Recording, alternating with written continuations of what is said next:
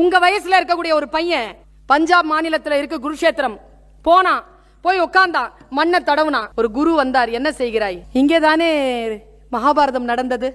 சிரித்தார் குரு. மகாபாரதம் படிச்சிட்டியா? படிச்சுட்டேன். யாருக்கும் நடந்தது? பாண்டவருக்கும் கௌரவம். யார் பாண்டவர்கள், யார் கௌரவர்கள்? இதை தெரிந்து கொள்ளவில்லை என்றால் மகாபாரதத்தை நீ புரிந்து கொள்ள முடியாதுன்னார் குரு. என்ன செய்தி தெரியுமா? பஞ்ச பாண்டவர்கள் என்பவர்கள் வேறு யாரும் இல்லை, நம்முடைய ஐம்புலன்கள். கண்ணு, காது, மூக்கு, வாய், மெய். இதை புரிஞ்சுக்கோங்க. நான் ஒன்னு சொல்றேன், கேளிக்கைகளில் மூழ்காமல் வாழ்க்கையை மீட்டெடுப்பதில் கவனமாக இருக்க வேண்டும் என்பதற்காக நான் சொல்லுகிறேன்.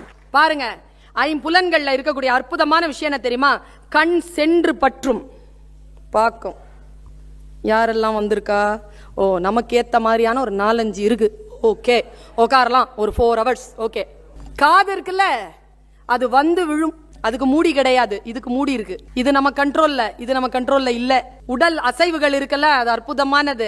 The rare phenomena under the sky is our body. ஒன்னு அவுட் ஆயிடுச்சுன்னு வச்சுக்க, மறுபடியும் வராது. உடல் அவ்வளவு அற்புதமானது. இந்த உடலை கெடுத்துக் கொள்ளாமல் இருப்பது. அவர் சொன்னார், இந்த ஐம்புலன்களுக்கும் 100 கௌரவர்கள். அவர்கள் யாருன்னா 100 இச்சைகளுக்கும் நடக்கின்ற போர்தான் மகாபாரத போரான்.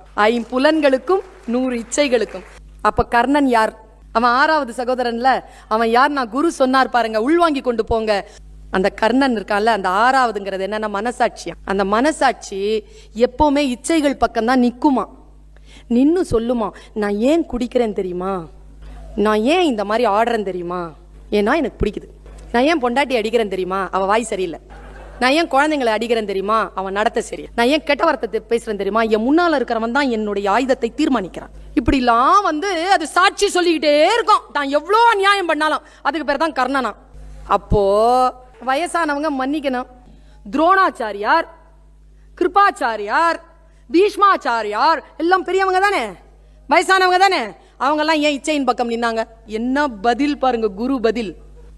வயசாயிடுச்சுங்கிறதுனாலேயே அவர்கள் நியாயமாக இருப்பார்கள் என்று நீ நினைக்காதே. அவர்களாலும் இச்சைகளை அவ்வளவு சீக்கிரமாக வென்றுவிட முடியாது. சோ அவர்களை நாம் மன்னிக்கலாம். அப்போ கிருஷ்ணன் யார்? மகாபாரதத்துல கிருஷ்ணன் யார்? தேரோட்டி தானே. பார்த்த சாரதி. சாரதினா டிரைவர்.